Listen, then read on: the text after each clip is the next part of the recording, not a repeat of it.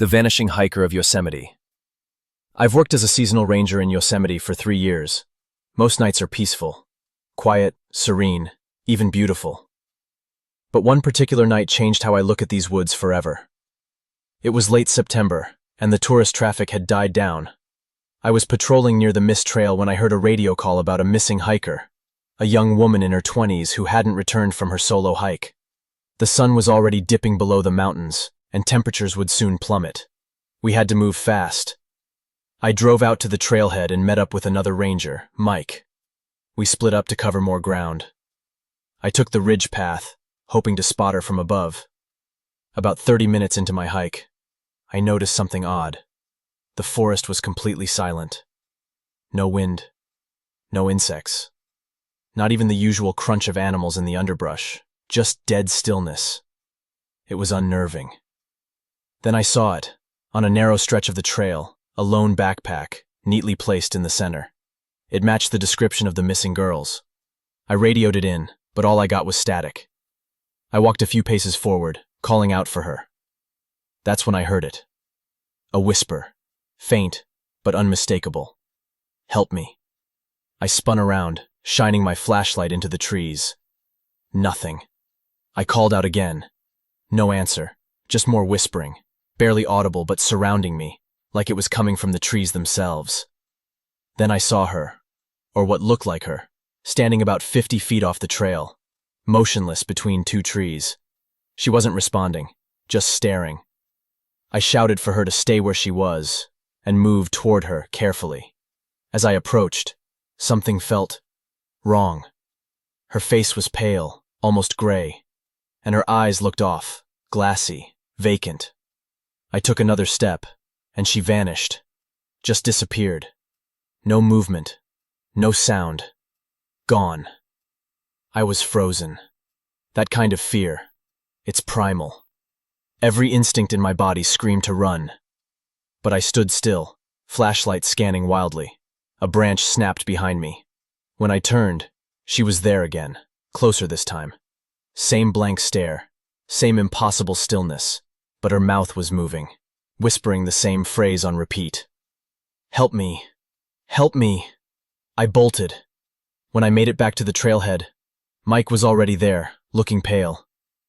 I started to tell him what I'd seen, but he cut me off. He'd seen her too, down by the river.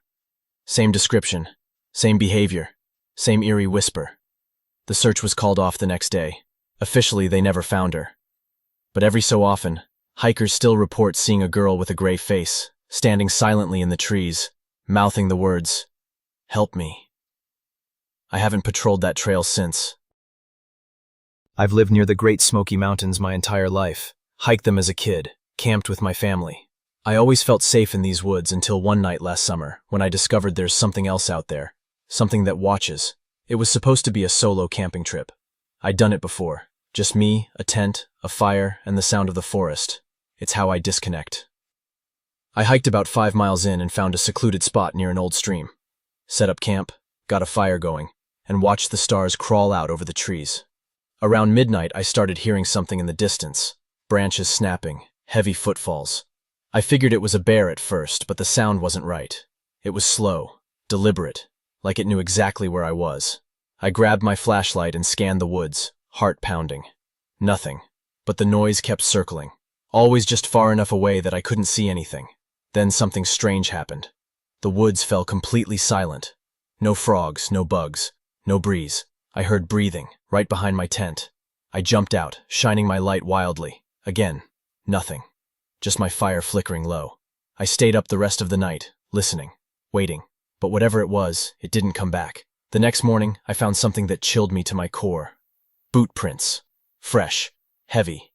Circling my campsite multiple times. But here's the thing. They weren't mine. I wear hiking shoes. These were boots.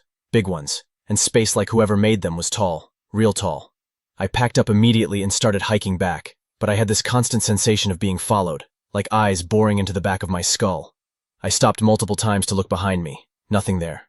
No movement. But the sound of snapping twigs trailed me the whole way down the mountain. When I got back to the ranger station, I told the guy there what happened. He didn't even blink. Just said, You're lucky he didn't come closer. I asked who he was, and the ranger gave me this flat stare and said, some call him the Watcher. Others say he's just a man who went off the grid decades ago and lost his mind. Either way, you weren't the first. Since then, I've heard stories. People seeing a tall figure in the trees, always watching, never speaking.